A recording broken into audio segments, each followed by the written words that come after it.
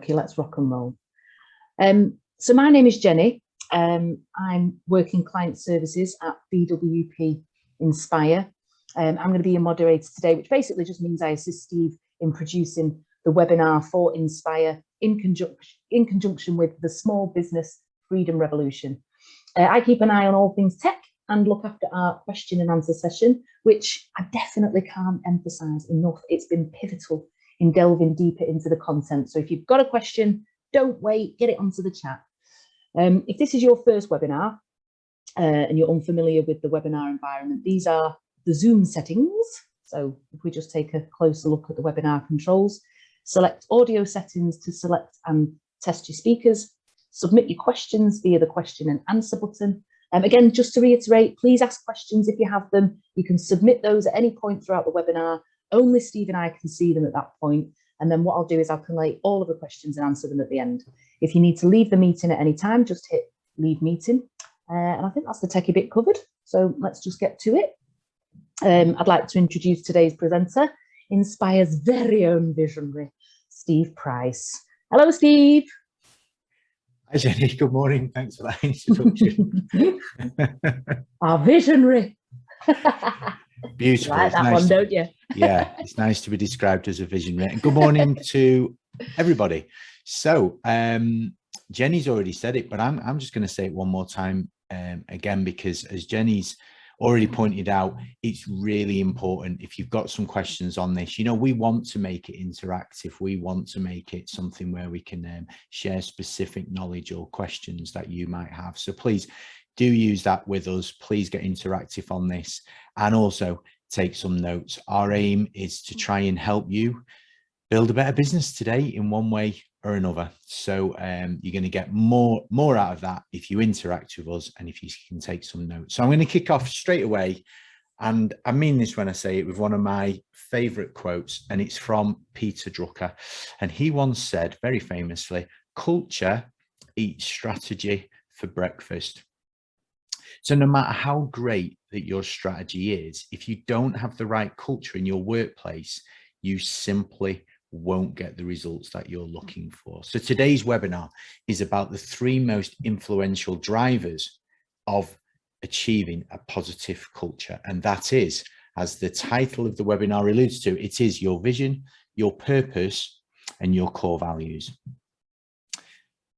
Okay, so before we get stuck in, I do say this on all our webinars, this is general advice today. We try to produce educational webinars to help our clients and our community around us of business owners, but it is just general advice. I do want to give you that disclaimer and say, look, it's not a substitute for tailored advice. And if you hear something today that really makes you think you want to do something in your own business, then we'll be telling you at the end what options you've got there for tailored advice.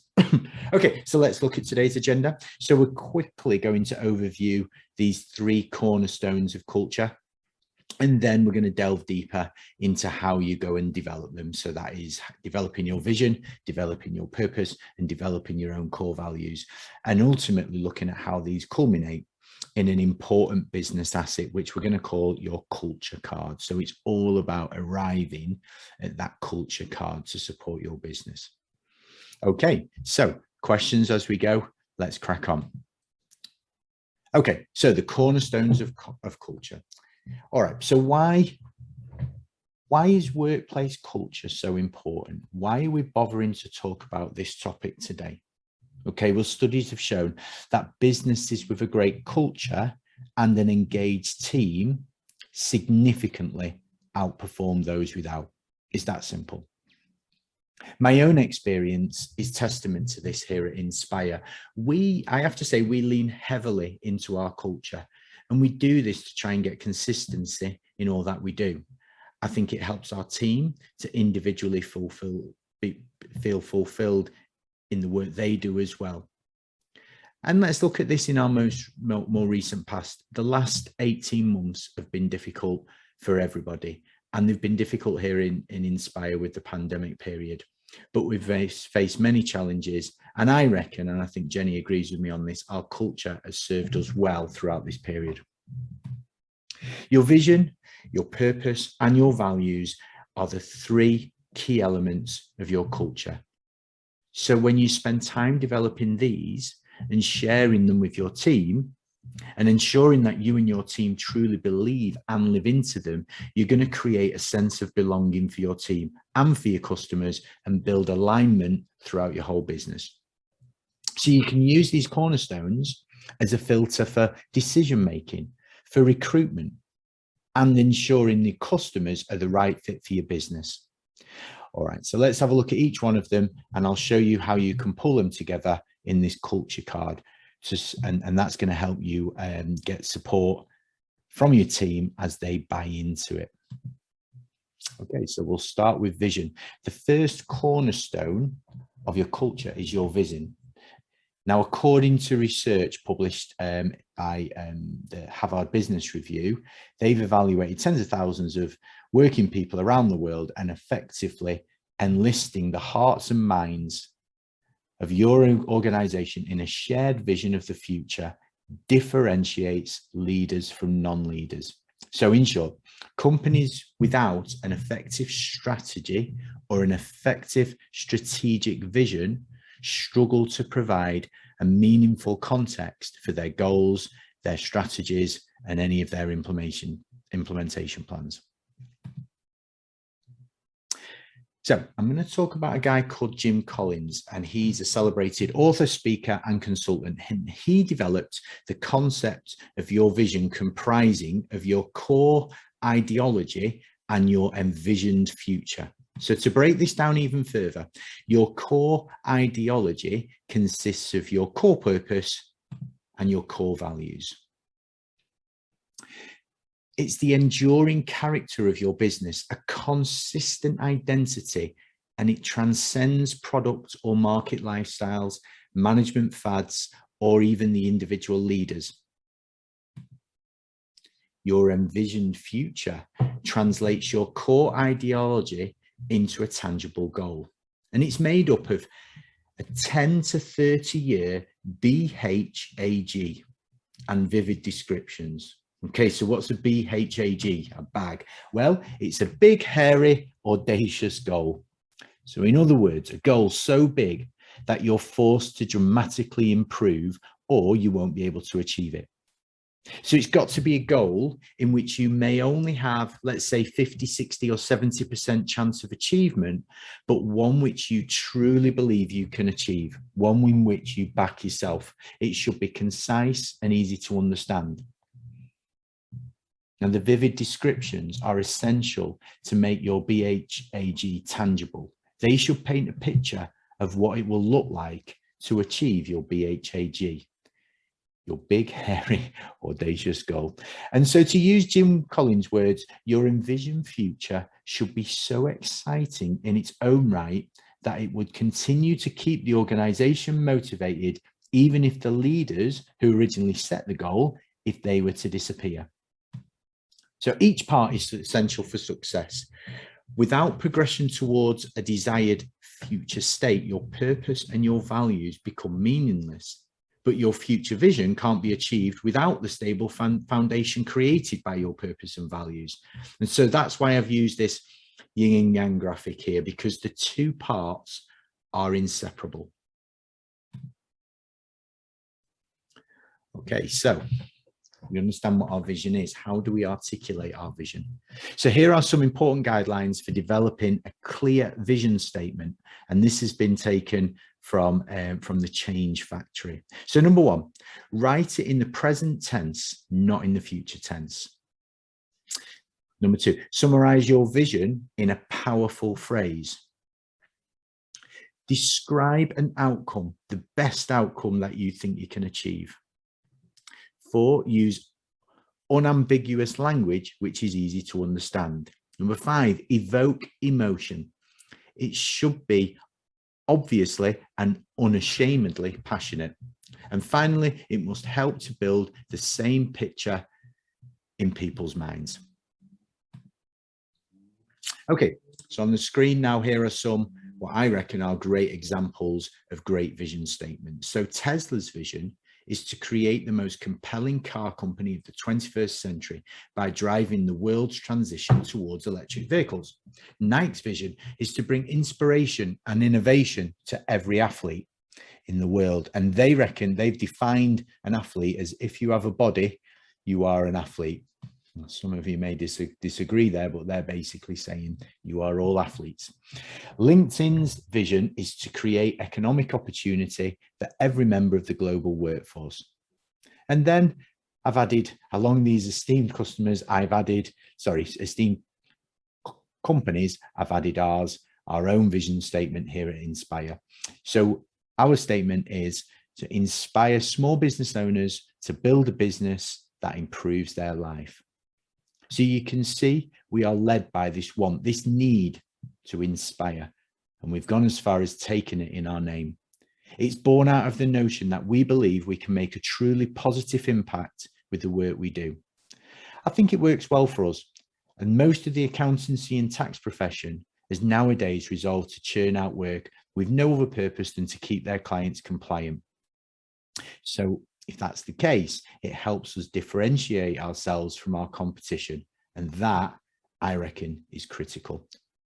It also helps us galvanize our team. And we also have a process of setting individual goals that align us all within this vision. So it's going to come as no surprise for you today, for you to hear me strongly recommend that every business should have their own clear vision statement.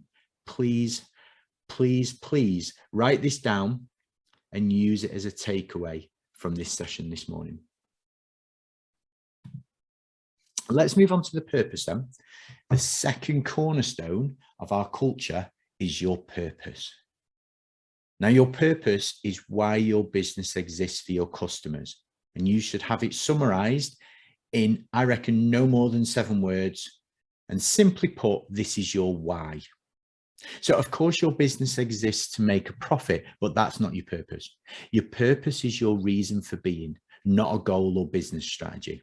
It's extremely important. As Simon Sinek says, people don't buy what you do, they buy why you do it. And of course, for those people who've done some work with me, they know I'm all about to start talking about Simon Sinek's golden circle. Okay, so to better understand your purpose, let's have a look at this golden circle. And as I say, this is taken from the works of Simon Sinek. Right, so what is it all about? Well, most businesses first describe what it is they do. It tends to be the easiest place to start. And then they follow that with how they do it. They often fail to talk about why the business exists for its customers. Well, I think it's important to communicate from the inside out, building an emotional connection with your customers. So how do you describe your own why or your core purpose? So I think it should be something in the region of about 5 to 7 words defining why you exist for your customers. When you have a clear purpose that your team understands, it's much easier to achieve alignment of thinking. So for example, let me try and lead by example on this. Our purpose is crunching numbers, inspiring business, improving lives. So for us, this is our how and our why. Sorry, our what, our how and our why. Crunching numbers is what we do. We like to do that by inspiring business. That's our how. And our why, the improving lives, it reminds us that our true value is to use the business accounts to help a business owner build a better business that ultimately it will improve his or her life. When our team live into the purpose, we're able to provide even greater success for our clients and our team. Now, when you've articulated your purpose, you can then talk about the how, your unique selling point or brand promise. And when customers understand your why and your how, you can then discuss the what, the products or the services that you offer in order to achieve your own why. And what I've summarized there in the golden circle is all the basis of Simon Sinek's book, Starts With Why. And a lot of our clients will recognize that. We do generally send out copies of this to try and encourage their thinking towards this ultimate achievement.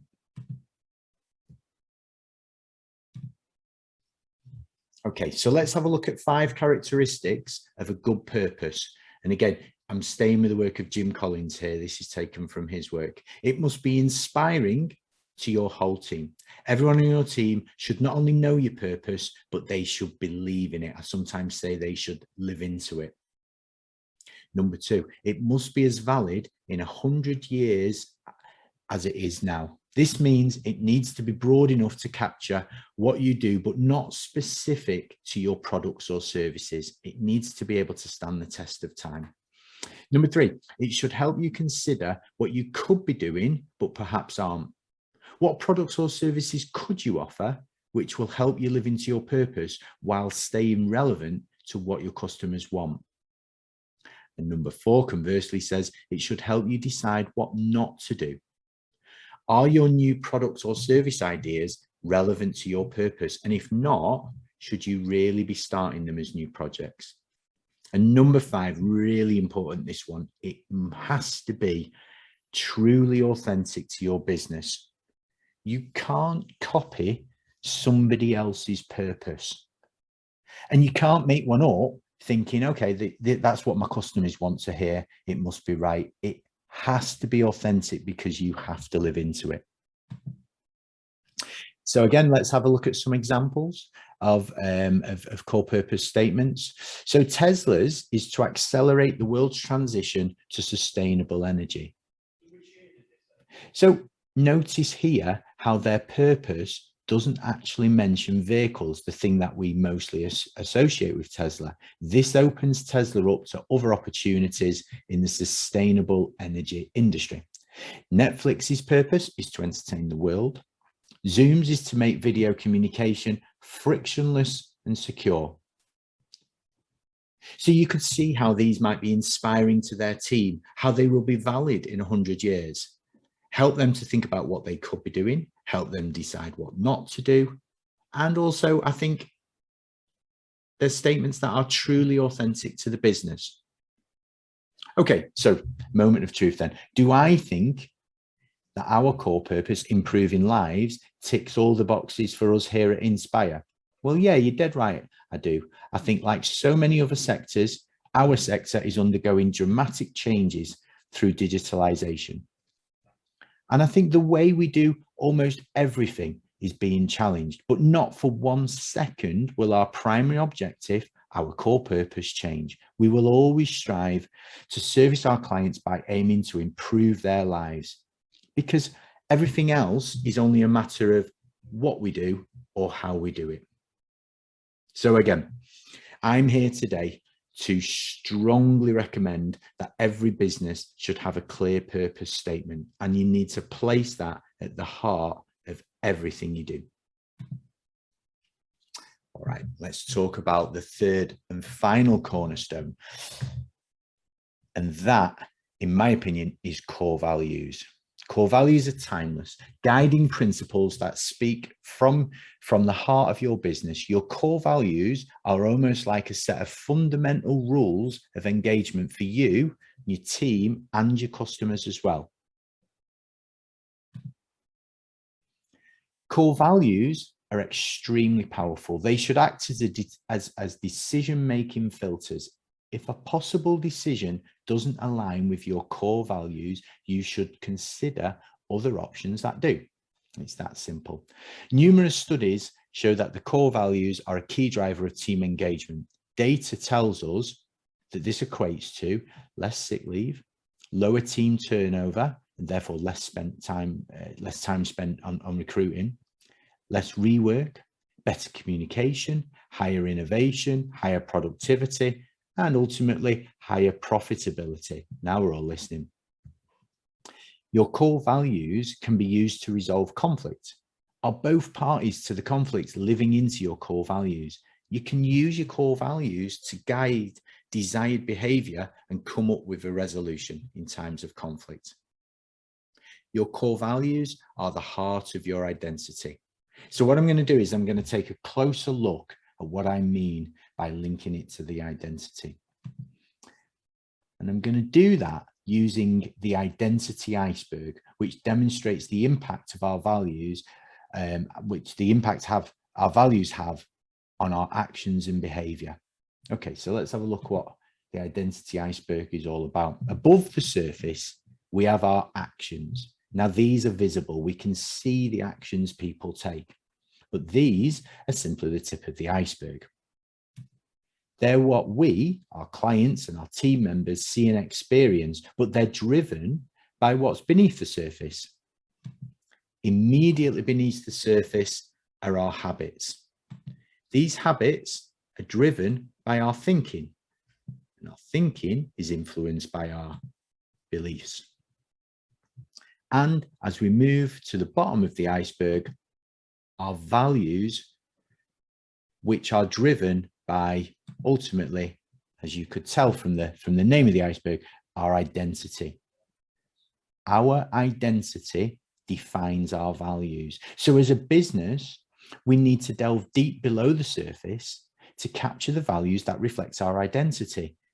Now, why am I so obsessed with the identity of a business? Well, it's simple.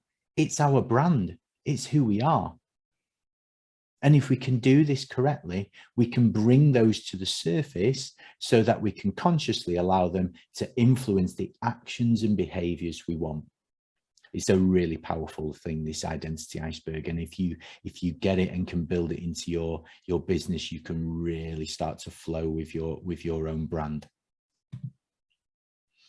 Here's an example that we use. This to the left here is a pop-up banner we use when we're in our events, when we're hosting seminars. We think this identity iceberg sits pretty much at the center of most things that happen in a business. Most businesses are looking for performance, they're looking for results. It's actions and behaviors that drive them. But this here, this identity iceberg, tells us what's really driving them. I can't stress how powerful this is for your business. Okay, so let's talk about how each of your core values needs a clear definition. And I think it's important that everyone understands what they mean. It's not just okay just to list a set of values. So I've got a recommended process for you to derive and then clearly define your core values. So firstly, allocate uninterrupted time to this process. And when I do it in a development session, it normally takes half a day. It's not a 5-minute action taken on a whim. I would suggest we've done it most successfully when you use an experienced facilitator to guide the process. And the reason is that this ensures that everyone's point of view is heard and no one dominates the outcome. The brainstorming process identifies all potential values that may feature in what we ultimately have as our core values. I think you should stick to a limit of no more than 5 core values. And I think each of those core values should be distilled into 1 to 3 words each. This is not about overcomplicating things. And then once we have that list, we then need to define each core value. And in the definition, again, you want to be keeping this simple. I would suggest putting a limit of around 10 to a dozen words around this, rather than long and extending explanations. Make sure that they're relevant to you as owners and to your team and your clients. And then finally, avoid using what might be called hygiene values, because they're not going to differentiate your business from your competitors. So if you say something like words like professionalism, consider, okay, that might be a core value which you express and believe in strongly, but doesn't everybody? Aren't you expected to do that? That's what I would call a hygiene value. I would challenge you to go further than what generally we would expect of a business anyway. So here's Inspire's core values. I'm going to share these with you now. We've chosen these 5, and these run right through the heart of our business. So make an impact. We want to inspire ourselves as a group of people, but also others to improve lives for the better by making an impact. Honesty, integrity. We are accountants after all, and we want to make ourselves accountable for ourselves as people and for our actions. We want to respect all people and their physical and mental health and well-being. Well, we wrote these core values long before the pandemic period, but never as a time in which that has been so true. Walk the talk. So we want to lead by example, and we also want to deliver on our promises. And then finally, our fifth core value is happiness. We want to treat everybody fairly and make sure that everybody is given respect and the time to grow, whatever that means to them. So there are core values. I simply give you those today as examples. Which values have you chosen, or will you choose? Okay, so we now have our three cornerstones of culture. We have our vision, we have our purpose, and core values. And these can be pulled together to create a culture card. Your culture card brings alignment of behavior and energy to create a workplace where everyone is comfortable and happy in how they contribute to the overall success of the business. So I reckon having a culture card front of mind in your organization is a constant reminder of business expectations and also aspirations.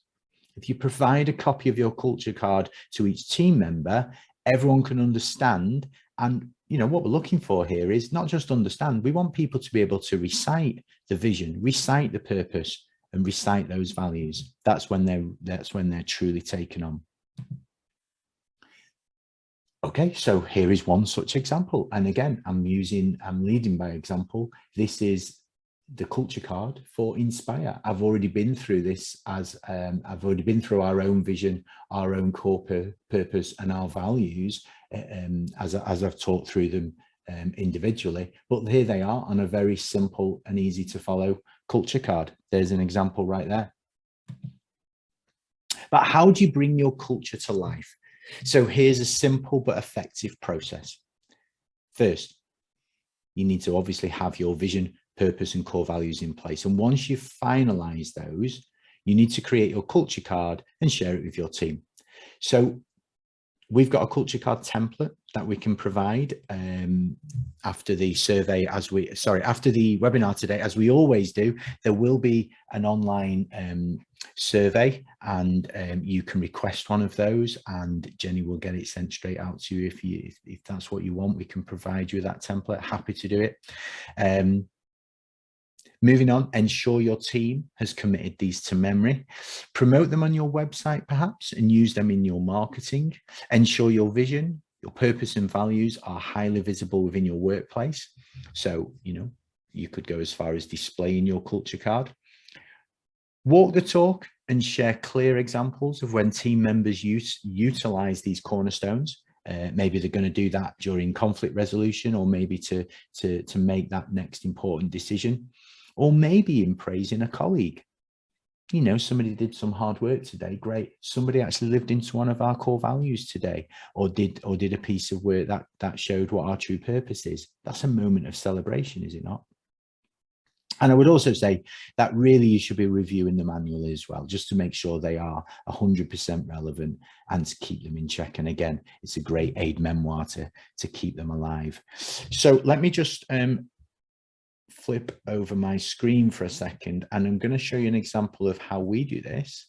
And we actually build our culture card into our team appraisal. So we appraise all the members of our team on a 6-monthly basis. Here's a template of what we'll do here. So you can see there will be notes made of the meeting and comments from those involved. But every time that we go and share the notes or the summary from an appraisal, we're reminding people of our purpose, our vision, and our core values, because the individual objectives that we give to people in an appraisal, they are all hopefully well aligned with these 3 things in our culture card. So there's just an example. I think it's a good example of how we build this culture card into our day-by-day living here at Inspire. I'm gonna flip back to the presentation. All right, so next step. So our aim here, Jenny and I, our aim is to help you take what you've learned today And let's be honest, it might be interesting, it might be intriguing, it might be very theoretical, but it's only of use to you if you implement some of the positive change within your business. So you need to be thinking right now, if we've managed to inspire you in any way, you need to be thinking what your next steps are from here. So make the choice to improve the culture of your business today. Put a line in the sand. You're taking the first positive step towards improving your results. Now, if you already have a vision, a purpose, and core values, decide whether or not you need to review them. And if you don't have these in place, then I've already given you very strong recommendations. I think you need to start working on them. These are critical for the long-term success of any business. Once you've developed them, ensure they're visible, that you're living into them, and that they're clear and shared amongst your team and customers. So these are all things that you can do. Don't focus on the things that are outside of your control. And of course, if you need help from us, we can provide that help. Okay, so how might that come? Well, I've already said it, but you know, these webinars, we get people regularly coming back to them. So I'm going to take from that you enjoy them or take something from them, and they are interesting and educational. We enjoy giving them, but they're only general in nature. Today's webinar is not going to give you that culture card. It's no substitute for actually specific tailored advice for you in your business. Now, you can do that yourself. I would implore you to do it, but you can also come to us for that third party guidance and support. And we've done it with so many clients, we can make sure you're doing it in the right way. So if you're interested in us helping you with your business plan, because that will incorporate your oh so important core purpose and your vision, etc. Or maybe we just want to do a core values development session with you and your team. That's something you can inquire about with us. But also, you know, this isn't just about what can you spend your money on. The Golden Circle worksheet, I showed that earlier in the presentation today. There's a worksheet we've got around that. We can help you derive your own ideas for your what, your own what, your own how, and your own why.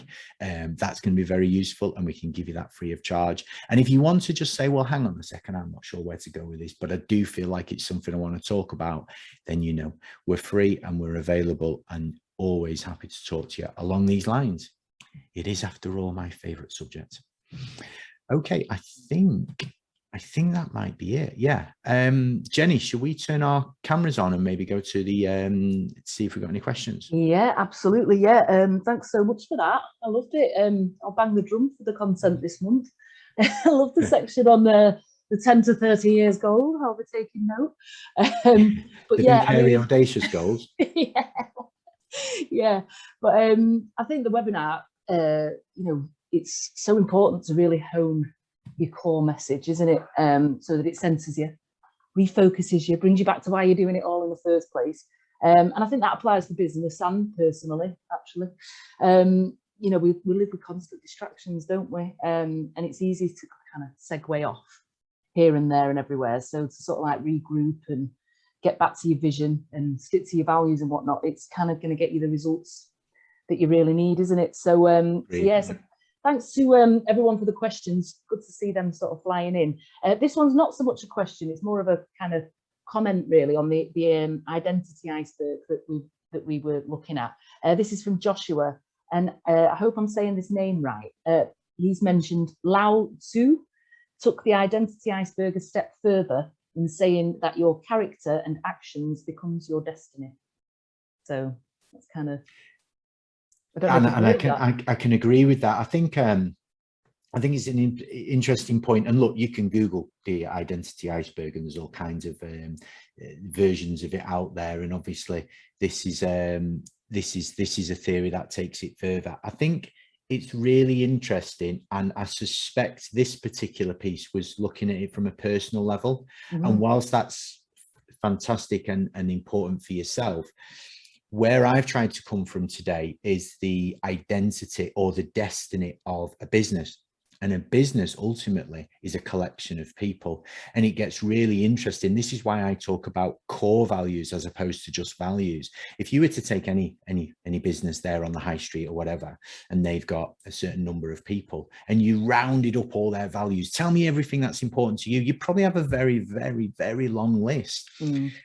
But you are bound together as people by those core values. Which values do you share? And that then becomes the identity. And Joshua, I agree, ultimately the destiny of the company. And of course, the company, we would hope, would outlive the individual people. So people may come and go, but it's the long-term destiny as well. So I think it's a great point that you make, Joshua. But the key to this is how you transfer it from what we might call personal or individual values into those of a company. And that's when we start talking about brand as well. Yeah, absolutely. I know we've used the identity aspect in some of our team training days, haven't we? And it's kind of like really hit home for a lot of us here. So yeah, brilliant. Another one, I think this one's from Amanda. Could you please pull up the golden circle page again so that I can get a screenshot? Yes, so I will do. As you've probably, I guess you asked that before we said there's a worksheet which we can issue to you. So I would ask you to, you know, in the survey at the end, Amanda, just put that down and we'll send the worksheet across and you'll get it. But I'll bring it. I'm going back through the screens, as you can see. I'll get a quick glimpse of it now. That's the one. There we go. I think. Brilliant. So you can do your snip or your screenshot or whatever it is. But as I say, we've got a worksheet that's based around you deriving your own on this as well, which I think will be more important than that. Yeah, I can send that out. That's fine. So like Steve says at the end, there'll be a kind of survey and whatnot, so I can get that sent out for anybody that wants it. And then I think we've got one here from Diane. Why do you say that we should not have more than 5 core values?